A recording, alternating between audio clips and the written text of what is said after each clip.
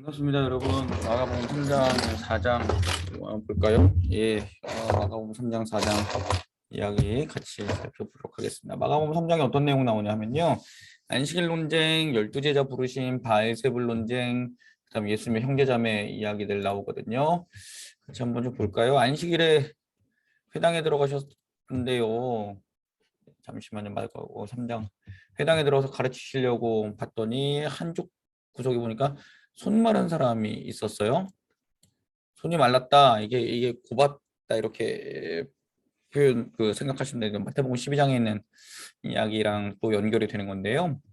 똑같은 사건 기록한 거예요. 사람들이 봤어요. 예수님이 어떻게 과연 하실까? 예수님이 물어보시죠. 안식일에 선을 행하는 것이 옳으냐? 그다음에 악을 행하는 것, 생명을 구하는 것, 죽이는 것 어떤 것이 옳으냐? 그랬더니 사람들이 잠잠했어요. 아는 거죠, 그들도. 근데 대답은 안 했어요. 왜요? 잘못 말했다는 전통에 또 위배될 수 있으니까 가만히 있었어요. 예수님이 사람들의 완악함을 보시고 탄식하셨죠. 완악함, 마음의 딱딱함이라는 겁니다. 그러니까 그 전통이라는 것 때문에 마음이 유연하지 않은 거예요. 생각이 유연하지 않은 거예요. 사람을 구하는 것이 옳은데 전통에 위배될까 봐 그거를 못하고 눈치만 보고 있는 거죠. 탄식하고 노하셨습니다. 그래서 예수님께서 그 사람의 손을 내밀라 어떻게 내밀었을 그랬더니 그 사람이 손을 이러고 있었던 내밀었어요. 이게 여러분 말이 안 되죠. 이러는 사람한테 내밀라고 해서 이게 내밀어집니까? 근데 이미 그 말씀 가운데 손을 내밀라 하시는 그 말씀 가운데 이미 그 치유의 역사는 일어났고요. 이 사람은 그대로 순종한 것뿐이에요. 거기서 우리에게도 똑같은 것이 있습니다. 주님께서 뭐라고 말씀하실 때 이미 다 예배해 놓고 우리에게 무엇을 요구하실 때가 있거든요. 그런데 우리는 그거를 우리 생각으로 재단을 하죠. 이게 과연 되겠어? 이게 맞아? 네, 이렇게 좀 할 때가 있는데 예수님이 이미 모든 것을 다 예비해 놓으시고 우리에게 요청을 하시죠. 손 이렇게 곱아 있는 사람한테 손을 내밀어 그렇다고 해서 손을 탁 내밀 말이 안 되는 거지만 그럼에도 불구하고 하나님께서는 이미 주님께서는 이미 그 사람을 치유해 놓고 그 손을 내밀라고 하셨습니다. 그때 내밀었을 때 어떻게 어떤 일이 일어납니까? 예, 손이 펴졌죠. 자, 이제 마태복음 10장에 기록된 똑같은 내용 12제자를 부르심인데요. 목적이 있어요. 예수님과 함께 있게 하시고요. 전도도 하시고 귀신 쫓는 권능도 있게 하려 합니다. 예수님과 함께 있으면서 예수님이 무엇을 하시려고 했는지 배우는 거고요. 하나님 나라를 전하는 거고요. 귀신 쫓는 권능, 하나님 나라에는 이런 것들이 없다라는 걸 알려주시기 위해서 12제자를 부르셨죠. 12제자 이름은 베드로, 야고보, 요한 얘네는 형제예요.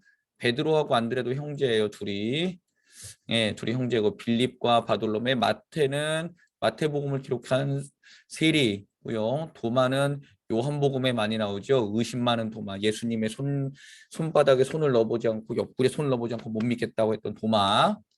예, 그다음에 알포의 아들 야고보, 다데오, 그다음 가나안 사람 시몬. 옛날 가나안 사람이라고 그랬는데 가나안 사람 시몬. 이 사람은 열심당 시몬이라고도 해요. 열심당. 열심당이 그 당시 뭐였냐면요.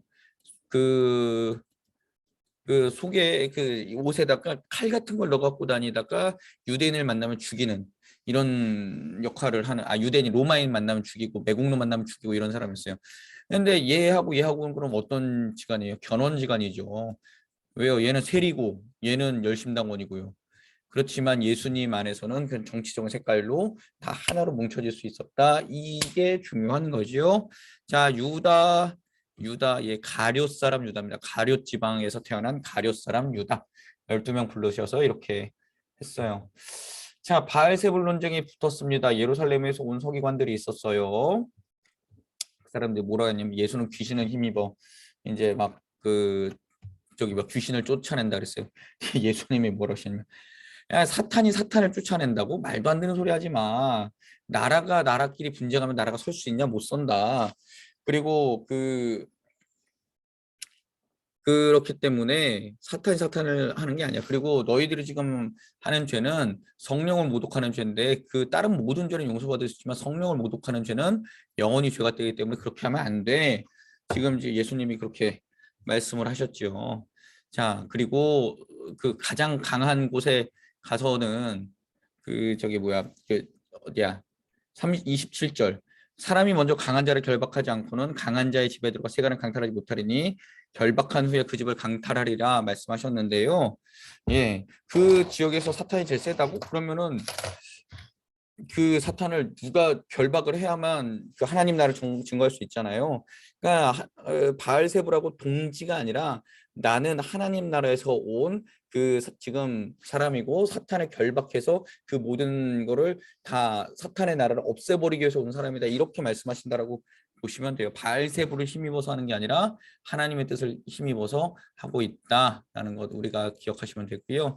그때 이제 예수님의 가족이 왔어요. 21절에 보니까 예수가 미쳤다는 소리를 들은 거죠. 그러고 나서는 그 어머니 누이들이 왔다 그럽니다. 예수님 뭐라 그래요? 누가 내 가족이냐라고 하죠. 누가 내 가족이냐? 하나님의 뜻을 행하는 자가 내 형제요, 내 자매요, 어머니이다. 이렇게 말씀을 하십니다. 예, 우리의 그 친척들도 매우 중요하고 형제 자매도 매우 중요하고 그렇지만 가끔은 이런 생각이 들어요. 예전에 우리 대가족일 때 그 사촌들까지 다 같은 동네에서 살고 이럴 때 혹은 한 십몇 년 전만 해도 그 명절 때 되면 사촌들까지 다 모이고 그랬었죠. 그런데 할머니 할아버지가 돌아가시고 나서는 그리고 그 집안의 어른이 돌아가시고 나서는 어떻게 됩니까? 다 각자 그 소그룹끼리 이렇게 모이는 거잖아요. 1년에 한 번 혹은 1년에 두 번 정도 모이는 그런 우리 친척들보다 어떻게 보면 1년에 주일만 잘 나와도 매일 만날 수 있는 교인들은 우리 성도들은 52주 그 다음에 뭐 조금 더 여전도회 구역 그다음 전도대 성경 공부 새벽 뭐 이런 거 다 열심히 하면 1년에 만나는 기회가 한 200번 이러다 보니 누가 더 가족 같을까요? 가끔은 교인들이 더 가족 같을 때가 있지요. 하나님의 뜻을 행하는 자, 하나님의 뜻을 함께 나누는 자가 우리들의 가족이 될 수도 있다라는 것도 우리가 좀 기억을 할 수 있었으면 좋겠고요. 자, 마가복음 4장 볼까요? 마태복음 13장에 나오는 그 비유의 말씀이죠. 네 가지 종류의 땅에 떨어진 씨앗의 비유인데요. 이거 네 가지 씨앗 비유가 아니라 네 종류의 땅이 중요한 거예요. 씨앗은 동일해요. 똑같은 씨앗이에요. 뭐 길가에 갔다고 해서 그 씨앗이 나쁜 게 아니라 농부가 똑같은 씨앗을 뿌렸어요. 그러니까 하나님께서 똑같은 말씀을 주셨다라는 거죠. 근데 길가에도 떨어졌고요. 돌밭에 떨어졌고 가시나무에도 떨어졌고 좋은 땅에도 떨어졌어요. 이건 결국엔 뭐냐면 우리의 마음밭이에요. 우리 마음밭이 길가처럼 딱딱합니까? 혹은 돌밭처럼 그 뿌리가 내리 흙이 없습니까? 흙은 있으나 여러 가지 것으로 인해서 가로막혀 있습니까? 정말 방해하는 것 없이 열매 맺고 있습니까? 우리의 마음밭을 의미한다라는 거예요. 그래서 어느 목사님은 이 비유를 말씀하시면서 뭐라 그랬냐면 늘 우리의 마음밭을 성령의 쟁기로 잘 갈아주십시오. 근데 그 밭의 입장에서는 어떻게 될까요? 그 성령의 쟁기로 밭을 갈면 밭은 굉장히 아프죠. 왜 아플까요? 그 편이 돌이 이렇게 박혀 있는데 편이 있으면 되는데 이걸 돌 다 뽑아내야 되고 쇠가 와서 이렇게 막 파내고 막 이러면은 아프죠. 근데 하나님의 말씀이 성령께서 그렇게 우리의 마음밭을 갈아내신다라는 그런 표현을 쓰셨어요. 맞아요. 우리는 지금 길가 같은 마음을 가지고 있을 수도 있어요. 돌밭 같은 마음이 있을 수도 있고 가시나무 같은 마음도 있을 수 있는데요. 이거 다 불태워버리고 돌 다 곤란에 김매야 되고 길가는 싹 다 갈아가지고 트랙터로 갈아내가지고 좋은 맘 만들어야죠. 좋은 땅. 그래서 30배, 60배, 100배 열매 거둬야 된다. 그 좋은 밭이 되어야 된다. 이런 것들이 우리 안에 있어야 됩니다. 이 비유는 다 아니까 넘어갈게요. 자, 겨자씨 비유 마태복음 13장에 있는 건데요. 하나님 나라를 설명하면서 겨자씨 비유를 말씀하셨어요. 하나님 나라는 그 마태복음 13장에는 그것도 있죠. 누룩 얘기도 있어요. 굉장히 조금이지만 굉장히 크게 퍼져나간다라는 거예요. 겨자씨도 가장 작은 씨앗이지만 나중에 큰 가지를 맺고 풀보다 커서 공중에서도 깃들일 수 있다. 하나님 나라는 눈에 안 보이는 것 같지만 하나님 나라는 계속해서 이렇게 확장되고 있다. 지금 이 말씀을 하시는 거예요. 누구를 통해서요? 예수를 믿는 우리 한 명 한 명이 하나님 나라로 살아간다면 내가 있는 가정과 직장과 학교와 그 모든 내가 밟고 있는 모든 데가 점점 하나님 나라의 영향력이 커져나간다는 거예요. 그럼 이 커져나가는 하나님 나라가 어떻게 될까요? 내 옆에 있는 또 형제자매들과 연합해서 계속해서 하나님 나라의 그 영역이 넓어진다라는 거죠. 겨자씨 비유는 그 이야기예요. 하나님 나라는 눈에 보이지 않는 것 같지만 점점 좀 더 커지고 있다. 성장하고 있다. 계속해서 퍼져나갈 것이다. 지금 그 이야기를 예수님 하고 계신 겁니다. 이 이야기 다 하고서는 이제 그 다른 데로 건너가실 때가 됐어요. 그랬더니만 큰 광풍이 부는 갈릴리 호수라고 하는데 이 호수가 되게 커요. 그래서 그냥 바다라고 하기도 해요. 바다. 파도도 있고요. 여기에는 뭐 광풍도 있고 그렇대요. 안 가봐서 모르겠는데 나중에 한번 지도로 설명해 드릴게요. 예수는 곰을 배 뒤편에서 주무시고 계셨어요. 근데 제자들이 난리가 났죠. 예. 근데 여러분 생각을 해보세요. 베드로와 안드레, 야고보와 요한은 그 갈릴리 바다에서 잔뼈가 굵은 어부들이에요. 웬만한 파도에는 놀라지 않았을 거라고요. 얼마나 심각했을까요? 그 막 이 파도 치고 이런 광풍이 불었다. 광풍이라고 그러니 광풍?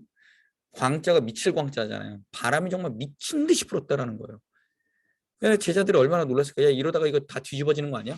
이런 생각을 하고 있었죠. 근데 예수님 주무시고 계셨어요. 그때 예수님을 깨웠죠. 예수님 깨어나서 뭐라 그러셨냐면 잠잠하라 고요하라 하셨어요. 그랬더니 걔들이 조용히 했어요. 파도도 그렇고요. 제자들에게 예수님 그러죠. 어찌하여 믿음이 없냐? 나 있지 않냐? 나 있지 않냐?